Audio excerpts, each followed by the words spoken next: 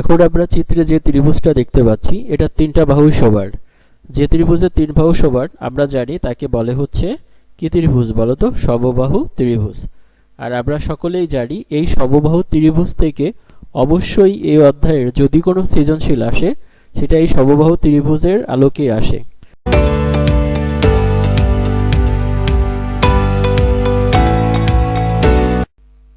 আসসালামু আলাইকুম, সকলকে স্বাগত জানাচ্ছি আমার অনলাইন ক্লাসে। আমি আছি মোহাম্মদ সেতু সর্দার, সহকারী শিক্ষক পদার্থবিজ্ঞান এবং ভৌতবিজ্ঞান। তো আজ আমি যে বিষয় নিয়ে আলোচনা করব, অর্থাৎ আমার ক্লাসের আলোচনার বিষয়টি কি আছে সেটা আমরা বোর্ডে দেখি। আমরা সকলে জানি যে আমাদের পরিমিতিতে বোর্ড হচ্ছে 4টি অধ্যায় আছে, 16.1, 2, 3, 4। তো এর মধ্যে 16.1 হচ্ছে ত্রিভুজ সংক্রান্ত। তো এখানে আমরা আলোচনা করব সেই সকল বিষয়গুলো যেগুলো আমাদের পরীক্ষায় আসে, সেটা সৃজনশীলে হোক আর নৈমিত্তিকে হোক। তো আমি বলে দিব বোঝানোর আগে যে এটা নৈমিত্তিকের জন্য বেশি আসে নাকি সৃজনশীলের জন্য বেশি আসে। তো এখন আমরা চিত্রে যে ত্রিভুজটি দেখতে পাচ্ছি সেটি হচ্ছে সমকোণী ত্রিভুজ। মনে করি এবিসি একটি সমকোণী ত্রিভুজ। এর তোমার ওয়েট এর হচ্ছে লম্ব যেটা, অর্থাৎ লম্বকে আমরা বলতে পারি উচ্চতা, এটা হচ্ছে 6 সেন্টিমিটার ধরলাম। আর এর ভূমি হচ্ছে বিসি, এটা ধরলাম 8 সেন্টিমিটার।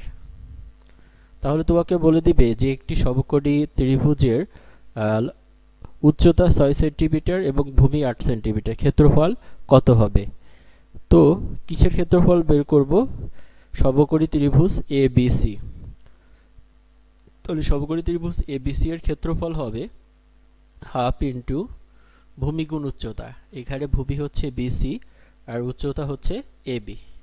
তার মানে এবিসি ত্রিভুজের ক্ষেত্রফল কি হবে বলো? হাফ লিখতে হাফ লিখলাম, বিসি এর মান বসায় 8 আর হচ্ছে এবি এর মান বসায় 6। 6 গুণ 8, 6 8 48 ভাগ 2, উত্তর হবে 24 বর্গ সেন্টিমিটার।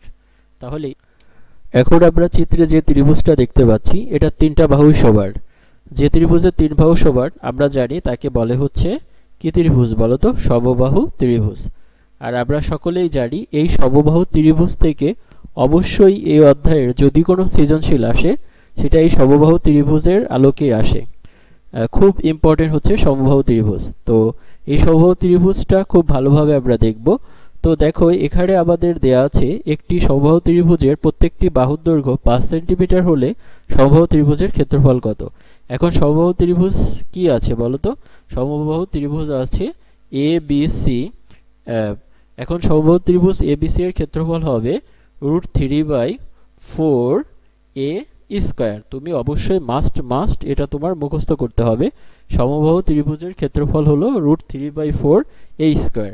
এ মানে কি? এ মানে হচ্ছে এখানে যে প্রত্যেকটা বাহু আছে সেই প্রত্যেকটা বাহুর মানে হচ্ছে এ, অর্থাৎ এখানে প্রত্যেকটি বাহুর মান আছে 5। তার মানে এর মান আমি 5 জানি। তার মানে এখানে যদি আমি এর মানটা বসিয়ে দিই তাহলে আমার কাজ শেষ। তাহলে আমি এই ত্রিভুজটার ক্ষেত্রফল বের করতে পারি। এখন তোমরা অবশ্যই √3 এর মান 1.732, তার সাথে 25 গুণ করে 4 দিয়ে ভাগ করলে যা হবে তত বর্গ সেন্টিমিটার হচ্ছে এই 5 সেন্টিমিটার সমবাহু ত্রিভুজের ক্ষেত্রফল। আবারও বলি, সমবাহু ত্রিভুজের ক্ষেত্রফল সংক্রান্ত সৃজনশীল আসে তাহলে সমবাহু ত্রিভুজ থেকেই আসে। তাই এই সূত্রটি অবশ্যই মুখস্থ করতে হবে। এবার মনে করো একটি ত্রিভুজে দুইটি বাহুর দৈর্ঘ্য দেওয়া আছে। একটি বাহুর দৈর্ঘ্য 6 সেন্টিমিটার, অপর একটি বাহুর দৈর্ঘ্য হচ্ছে 8 সেন্টিমিটার এবং এই দুইটি বাহুর অন্তর্ভুক্ত কোণ হচ্ছে 30 ডিগ্রি। তাহলে এই ত্রিভুজটার ক্ষেত্রফল কি হবে? তাহলে আমরা জানি যদি কোনো ত্রিভুজের দুইটি বাহু এবং এদের অন্তর্ভুক্ত একটি কোণ দেয়া থাকে তাহলে সেই ত্রিভুজের ক্ষেত্রফল হয়, এখানে আমাদের ত্রিভুজ আছে এবিসি, তাহলে ত্রিভুজ এবিসি এর ক্ষেত্রফল হবে হাফ, তারপরে হবে দুই বাহুর দৈর্ঘ্য। কি কি বাহু আছে বলো তো? বিসি, আর একটা বাহু আছে এসি, আর তার সাথে গুণ হবে সাইন অন্তর্ভুক্ত কোণ, অর্থাৎ এখানে অন্তর্ভুক্ত কোণটি হচ্ছে বি। তারপরে যদি কোনো ত্রিভুজের দুইটি বাহু থাকে এবং এদের অন্তর্ভুক্ত একটি কোণ থাকে, তাহলে ক্ষেত্রফল হয় হাফ ওই দুই বাহুর দৈর্ঘ্যের গুণফল গুণ ওদের অন্তর্ভুক্ত সাইডের গুণফলের সমান। তারপরে মানগুলো বসাই। হাফ বিসি এর মান হচ্ছে আমাদের চিত্রে আমরা দেখি 8, আর হচ্ছে এসি এর বার হচ্ছে 6, আর হচ্ছে সাইড বি এর বার হচ্ছে সাইড যা আছে তাই লিখি, বি হচ্ছে 30 ডিগ্রি। তারপরে এখানে আমাদের ক্যালকুলেশন করলে 6 48, তারে 2 দিয়ে ভাগ করলে 24, আর এখানে সাইড 30 ডিগ্রির বার আসে হাফ, এটার সাথে এটা কাটাকাটি করলে আসে 12। তারপরে 12 বর্গ সেন্টিমিটার হচ্ছে ত্রিভুজ এবিসি এর ক্ষেত্রফল। তারপরে যদি কোনো ত্রিভুজের দুইটি বাহুর দৈর্ঘ্য এবং অন্তর্ভুক্ত একটি কোণ দেয়া থাকে, তাহলে তাদের ক্ষেত্রফল বের করার সূত্রটি হচ্ছে হাফ দুই বাহুর দৈর্ঘ্যের গুণফল গুণ তাদের অন্তর্ভুক্ত সাইডের গুণফলের সমান। এখন মনে করো আরেকটি ত্রিভুজ আমরা দেখাচ্ছি বোর্ডে। এখানে একটি ত্রিভুজের 3টি বাহুর দৈর্ঘ্যই দেওয়া আছে, তাহলে তার ক্ষেত্রফল নির্ণয়ের সূত্র কি? আচ্ছা, যেহেতু 3টি বাহু দেওয়া আছে, তারপরে আমরা 3টি বাহুকে কিছু ধরে নিই। যেমন যে 9 সেন্টিমিটার যে বাহুটি, একে ধরলাম আমরা এ। 8 সেন্টিমিটার যে বাহুটি, একে আমরা ধরলাম বি। 7 সেন্টিমিটার যে বাহুটি, তাকে ধরলাম আমরা সি। এখন এর ক্ষেত্রফল নির্ণয় করতে হবে। এখন যদি কোনো ত্রিভুজের ক্ষেত্রফল বের করার ক্ষেত্রে 3টি বাহুর দৈর্ঘ্য দেয়, তাহলে সেই ত্রিভুজের ক্ষেত্রফলটা একটু কঠিন হয়। কিভাবে হয় দেখি। এবিসি ত্রিভুজের ক্ষেত্রফল সবার হচ্ছে root over s into s minus a s minus b s minus c. তাহলে এই সূত্রটা অবশ্যই আমাদের মুখস্থ করতে হবে। তো আমরা সূত্রটি দেখতে পাচ্ছি যে ত্রিভুজ এবিসি এর সূত্র হবে root over s into s minus a s minus b s minus c. এখানে এ বি সি সকলের মান দেওয়া আছে, কিন্তু এস এর মান দেওয়া নাই। এখন এস এর মানটি কিভাবে বের করতে হয় সেটা আমি দেখাই। এস কে বলে হচ্ছে অর্ধ পরিসীমা, অর্থাৎ পরিসীমাকে 2 দিয়ে ভাগ করলে অর্ধ পরিসীমা বের হয়। এখন পরিসীমার সূত্র আমরা জানি 3টি বাহুকে যোগ করতে হয়। তাহলে আমাদের চিত্রে 3টি বাহু আছে, A plus B plus C divided হচ্ছে অর্ধ পরিসীমা, মানে 2 দিয়ে আমি ভাগ করব। তো কি হয় দেখি। 3টি বাহু যোগ করি, 9 যোগ 8 যোগ 7 ডিভাইডেড হচ্ছে 2। 9 আর 8 হচ্ছে 17, 17 আর 7 24, 24কে 2 দিয়ে ভাগ করলে 12। তারপরে এস এর বার হচ্ছে 12। এখন আমি এখানে যদি মানগুলো বসিয়ে দিই, তাহলে আমি ক্ষেত্রফলের মানটি পেয়ে যাব।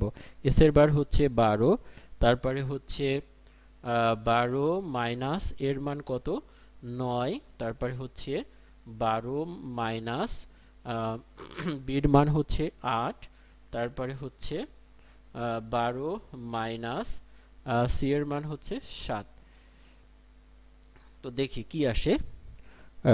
রুট লিখলাম 12 ইন্টু 9 থেকে 12 থেকে 9 চলে গেলে 3 থাকে, তারপর হচ্ছে 12 থেকে 9 8, তারপরে হচ্ছে 12 থেকে 7 চলে গেলে হচ্ছে 5।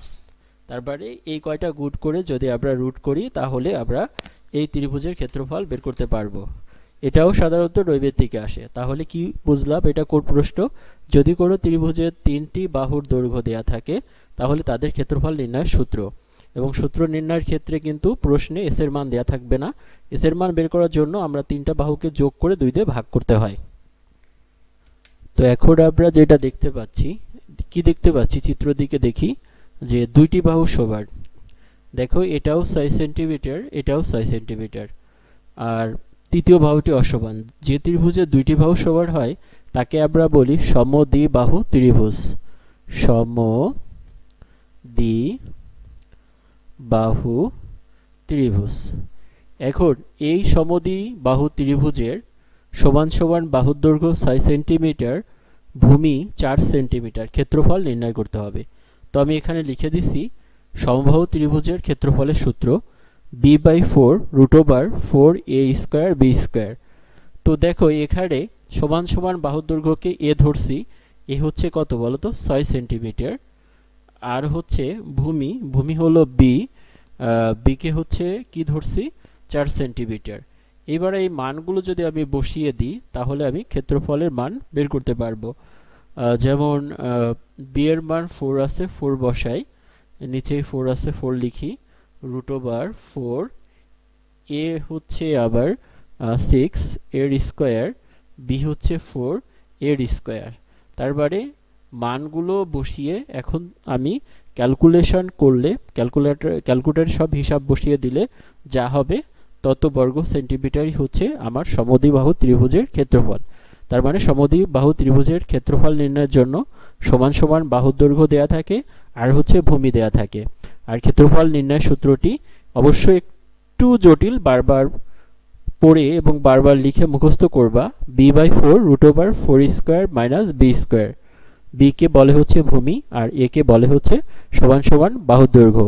এটিও সৃজনশীলের জন্য 80% আসার সম্ভাবনা থাকে, কিন্তু সমবাহু ত্রিভুজের ক্ষেত্রফল হচ্ছে সৃজনশীলের বলা যায় 99% ইম্পর্টেন্ট। অনেক সময় সমদ্বিবাহু ত্রিভুজের ক্ষেত্রফল দিয়েও সৃজনশীল বোর্ড কোশ্চেনে এসেছে। ধন্যবাদ আবার ভিডিওটি দেখার জন্য। এই রকম আরও ভিডিও দেখার জন্য অবশ্যই আমার চ্যানেলটি সাবস্ক্রাইব করবেন এবং পাশে থাকা বেল আইকনটি প্রেস করবেন। ভালো থাকবেন। আল্লাহ হাফেজ।